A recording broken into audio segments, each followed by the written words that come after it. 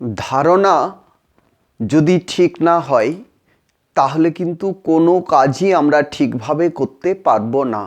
তাহলে আমাদেরকে ধারণা করতে হবে ঠিকভাবে।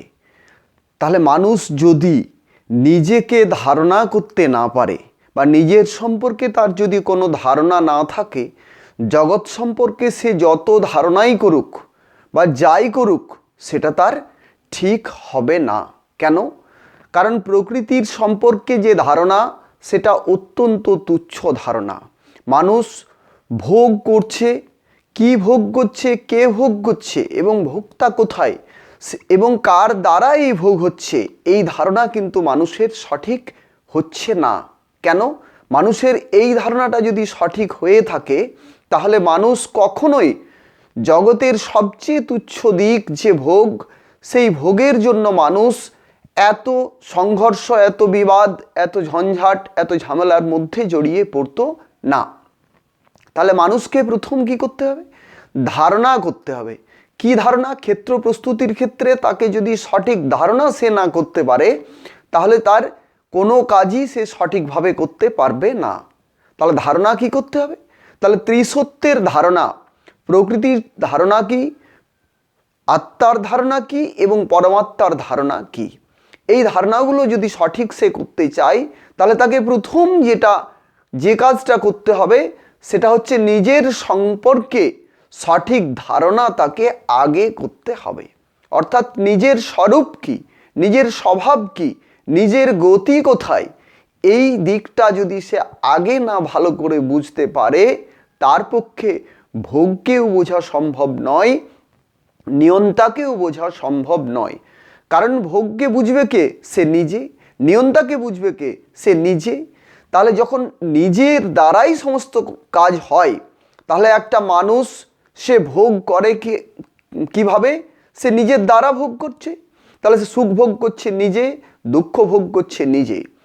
সে তার যা কাজ করছে সে নিজেই করছে এবং তার ফল সে নিজেই পাবে। তাহলে তার এই কর্ম এবং কর্মফল এই দুটোই যদি তারই থাকে তাহলে তার কর্মের যে উৎস এবং কর্ম কেন করছে এবং কর্মের ফল কি হবে এইগুলো সম্পর্কে তার ধারণা ঠিক থাকা দরকার। যখনই ঠিক ধারণা সে করতে পারবে তখনই সে বুঝতে পারবে যে নিজের স্বরূপ, নিজের স্বভাব, নিজের শক্তি, এইগুলোর দিকে সে তখন মনোযোগ দেবে এবং তখনই তার বুদ্ধিবৃত্তি তাকে এই ধারণ ক্ষমতা এনে দিতে সাহায্য করবে। তাহলে মানুষ যখনই ধারণা করতে পারবে সঠিকভাবে তখন এই ধারণা তাকে নিজের স্বরূপ চেনাতে সাহায্য করবে। তাহলে মানুষ যখন ধারণা তার সঠিক হয়ে যাবে তখনই তার গতি ঊর্ধ্বমুখী হবে, তখনই সে বুঝতে পারবে তার নিজের স্বরূপকে।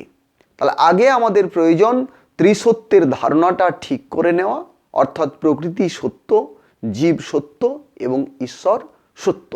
এই ত্রিসত্যের ধারণা আমাদের আগে পরিষ্কার করা দরকার। প্রকৃতি থেকে আমরা কি পাবো? ভোগ। জীব থেকে কি পাবো? আমরা ভোক্তাকে। এবং ঈশ্বর থেকে আমরা পাবো নিয়ন্ত্রণ বা নিয়ন্তাকে। তাহলে আমরা এই ধারণাটা করে এরপরে আমরা কি করব? এই অনুযায়ী কর্ম করব।